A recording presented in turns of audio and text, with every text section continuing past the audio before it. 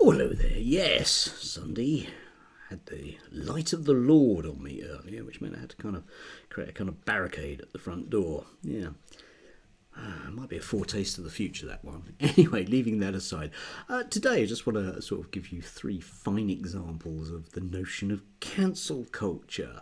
Yes, the right do love the notion of cancel culture, and they are quite happy to lie through their front, back, middle, molars, all the rest of them, teeth for it. And yes, two examples of that coming up, and just a blindingly odd one from your friend of mine. Hi, I'm Peter Whittle.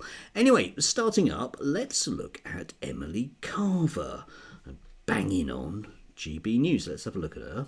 Time for the Carver palaver. Well, I think I know why, actually, Darren, but the book burners are back and they've got their eyes firmly on your children's school reading lists. Now, presumably one of the best things about being a teacher is that you're able to educate the minds of tomorrow. You'd hope, naively perhaps, that this might include introducing children to challenging ideas, different ways of thinking maybe, encouraging an interest in history. Nope. Apparently in 2023, the point of schools is to erase racism. An admirable aim, you might think, but it turns out that the way to do this is to erase books. Now, schools across the country are abandoning books on the basis that they might offend current-day sensibilities, that they aren't anti-racist enough, or that they may not be diverse enough. Now, one of the latest works on the chopping board is Of Mice and Men. According to one school, it reinforces negative stereotypes or fails to shine a spotlight on relevant issues in relation to race and racism. What absolute drivel.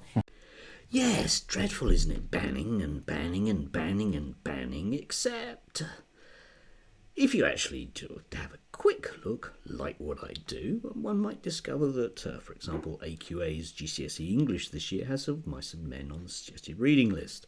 It's not been banned. It's not been banned. It's not been banned. It's a lie. Okay, Emily, it's a lie. Yes, indeed. And what is she complaining about, realistically? Well, she's complaining about the notion of things not being racist. That's what she's complaining about. That's what she's utilising this argument for. Back in 2014, it was suggested by Michael Gove that the book be dropped. I don't think he's that left-wing.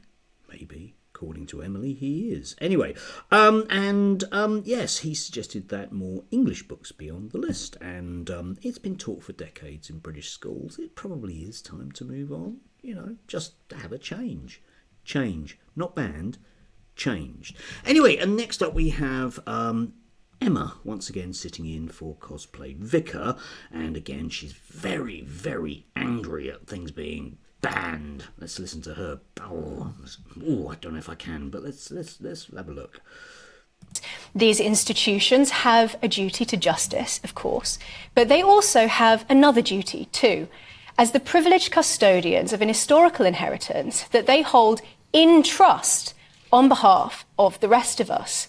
Unfortunately, many of those in positions of authority throughout our institutions, they seem to think that they own the place. That is why the decisions taken by institutions like Lincoln's Inn are our business. This week, it has been reported that Lincoln's Inn have decided to abandon the explicitly Christian wording of grace before meals to make it more, quote, inclusive. The Right Honourable Sir Geoffrey Voss, Master of the Rolls and Treasurer of the Inn, said it's a priority to continue to enhance the relevance of the Inn to all our members and build an increasingly inclusive environment. This will involve taking the time to correct outdated stereotypes. Hate is a strong word, I know, but I hate that tyrannical, controlling little word, relevance.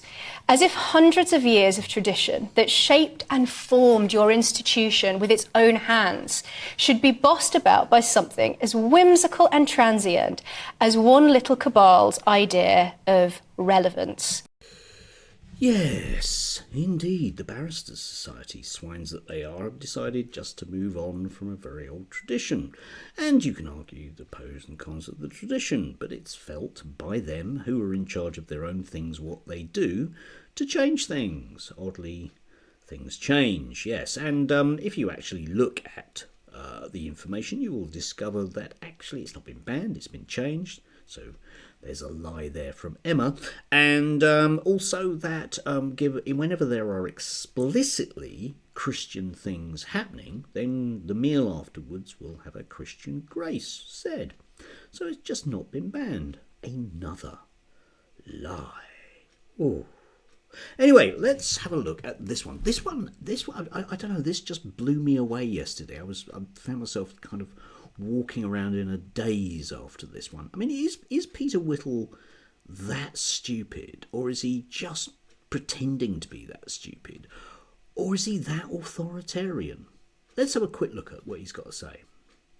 Hi, I'm Peter Whittle. Now, on the New Culture Forum, we're often talking about what kids are taught in schools and the materials that are used when it comes to explaining things like critical race theory or gender ideology and how these things are being pushed in schools. But it's also very informative to look at the kind of material that is actually on sale for kids generally, whether that is in schools or whether they end up in schools or indeed just at home. I was in a branch of Waterston's recently.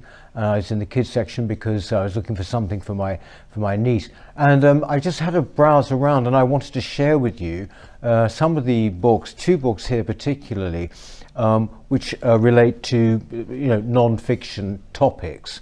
It's very illuminating. If you just bear with me, this one here. Yeah, it's just strange, isn't it? I mean, he's arguing that books shouldn't be on sale. Think about cancel culture. Think about banning books. That's what he's arguing here. He's suggesting that because certain books he doesn't like, because he went into a Waterston's to buy a book and he saw books he didn't like, what, shouldn't be there? The marketplace of ideas shouldn't exist, Peter.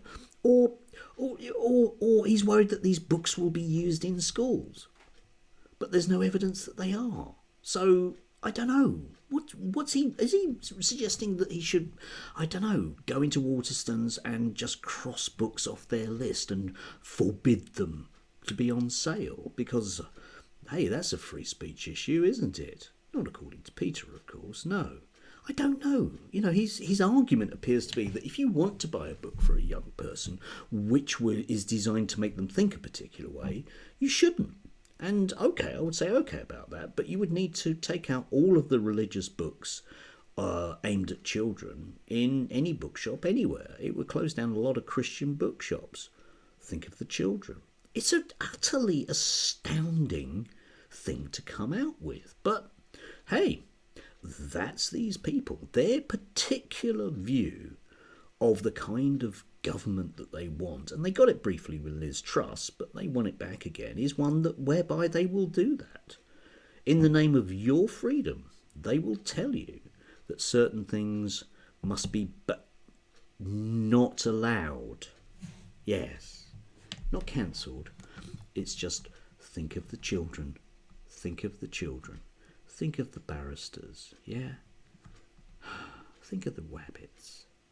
Anyway, do have a lovely Sunday. Enjoy.